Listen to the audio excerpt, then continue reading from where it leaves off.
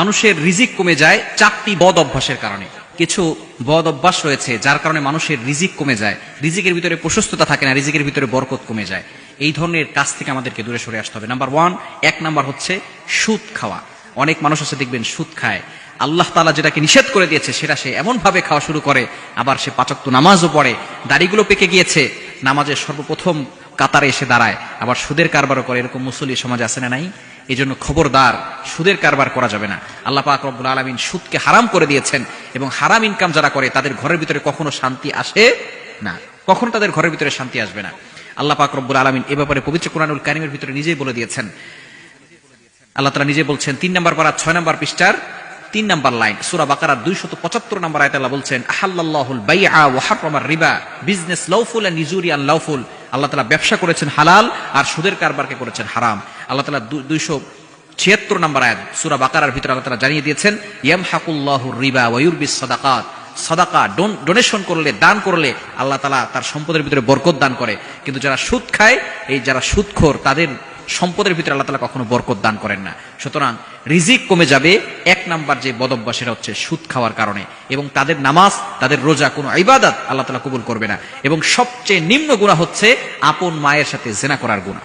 এজন্য সুদ থেকে দূরে সরে আসতে হবে। নাম্বার 2, দ্বিতীয় নাম্বার যে বদঅভ্যাস যেটা থেকে আমাদেরকে দূরে সরে আসতে হবে, সেটা হচ্ছে অকৃতজ্ঞ বান্দা হওয়া যাবে না। আমাদের অনেকেই আছে আল্লাহ শুকরিয়া আদায় করে না। আল্লাহ তাআলা এত কিছু দিয়েছে, তারপর আল্লাহ তাআলার সাথে নাফরমানি করে। অকৃতজ্ঞ বান্দাদের রিজিক আল্লাহ তাআলা কমিয়ে দেন। আল্লাহ পাক রব্বুল আলামিন সূরা ইব্রাহিমের ৭ নম্বর আয়াতে একটি অংশে বলেছেন, লা ইন শাকারতুম লা আযীদান্নাকুম ওয়া লা ইন কাফারতুম ইন্না আযাবি লাশাদীদ। আল্লাহ তাআলা বলছেন, যারা আমি আল্লাহর নিয়ামতের শুকরিয়া আদায় করবে, আমি আল্লাহ তাদেরকে বাড়িয়ে দিব, কিন্তু যারা নিয়ামতের শুকরিয়া আদায় করবে না, অকৃতজ্ঞ বান্দা হবে, আমি আল্লাহ তাআলা তাদের নিয়ামতকে ছিনিয়ে নিব, এবং তাদের জন্য রেখেছি ভয়াবহ আযাব। সুতরাং অকৃতজ্ঞ বান্দা হওয়া যাবে না। নাম্বার 3 নম্বর হচ্ছে যারা গুনাহের কাজ বেশি করে, যারা গোপন গুনাহের কাজ বেশি করে, গোপনে আল্লাহর ভয় যাদের অন্তরে নাই, গুনাহের কাজ গোপনে গোপনে বেশি করে, আল্লাহ পাক রব্বুল আলামিন তাদের রিজিক সংকীর্ণ করে দেন, রিজিক তাদের প্রশস্ত হয় না।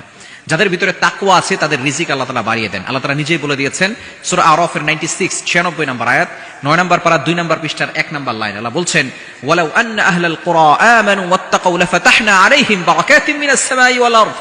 যারা ঈমান এনেছে এবং আল্লাহর প্রতি ভয় আছে, অর্থাৎ আল্লাহর প্রতি ভয় থাকলে সে গুনাহের কাজ করতে পারে না, অর্থাৎ যে গুনাহের কাজ করে না, আল্লাহর ভয় অন্তরে ফিট করে রাখে, আমানু ওয়াত্তাকাউ লাফাতাহনা আলাইহিম বারাকাতিম মিনাস সামাই ওয়াল আরদ, আসমান ও জমিনের বরকতের দরজাগুলো তাদের জন্য খুলে দেওয়া হয়, বলেন সুবহানাল্লাহ।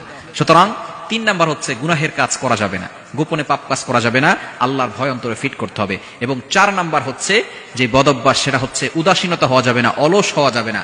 উদাসীন ব্যক্তি যারা রয়েছে তারা কিন্তু কখনো সফলতা অর্জন করতে পারে না।